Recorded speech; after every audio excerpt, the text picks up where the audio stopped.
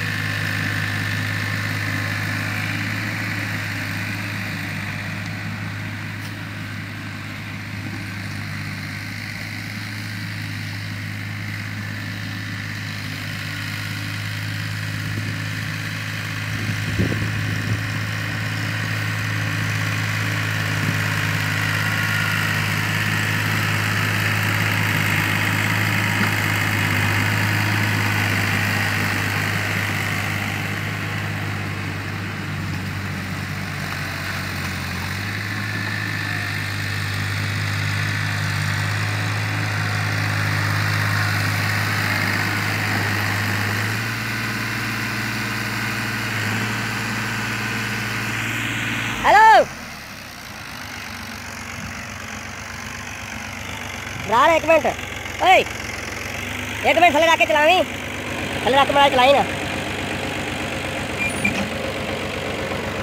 हाँ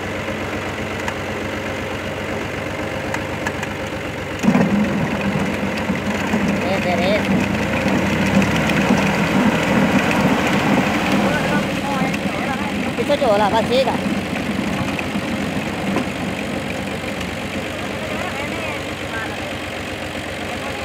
चल चुप चुप बोल हाँ बोल ला ठीक